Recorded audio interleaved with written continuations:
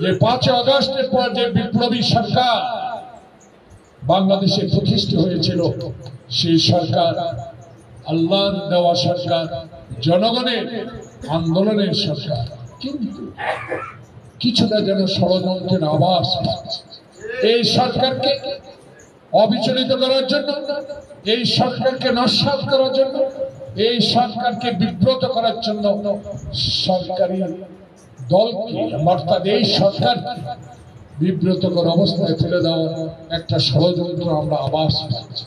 না হলে ট্রাম্প নির্বাচিত হয়েছে বিশ্বের সবচেয়ে সেরা গণতান্ত্রিক দেশে। যে আসুক, কে পরাজয় হলো কে জয়লাভ হলো সেটা বড় কথা নয়।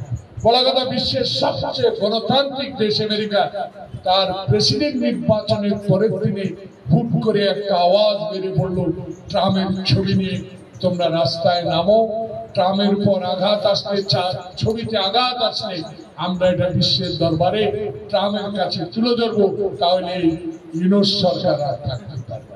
প্রিয় ভাইরা, এগুলো একটা ষড়যন্ত্র। এই ষড়যন্ত্র রুখতে হবে, এই ষড়যন্ত্রের দাঁত ভাঙ্গা জবাব দিতে হবে। জবাব দেওয়ার জন্য প্রস্তুত আপনারা, কিন্তু এই সরকারের কাছে আমাদের স্পষ্ট দাবি, আমাদের স্পষ্ট বক্তব্য।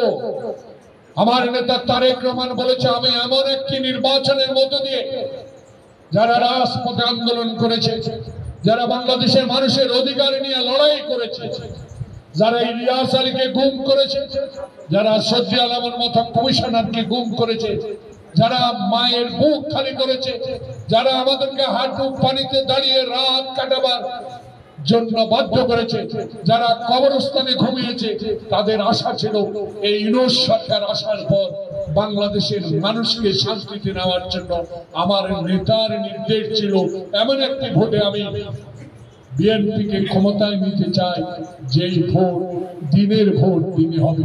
প্রিয় বন্ধুগণ, আমার নেতা তারেক রহমান বলেছে ধৈর্য ধরার জন্য, কিন্তু ধৈর্য তো আমরা ধরেছি। সেই ধৈর্যের কারণ যদি এই হয়, বিতর্কিত ব্যক্তিরা প্রশাসনে যাবে আর আওয়ামী প্রথমতারা এখনো মন্ত্রণালয়গুলো পরিচালনা করবে, সেটা তো হতে পারে না। সেই বিষয়টা আপনাদের স্পষ্ট করতে হবে।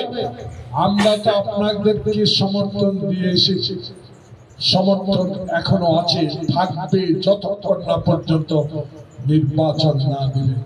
কিন্তু এমন একটি পথে আপনারা এগোবেন না যেটা জনগণ আপনাদেরকে আবার প্রত্যাখ্যান শুরু করতে পারে। আমাদের দাবি,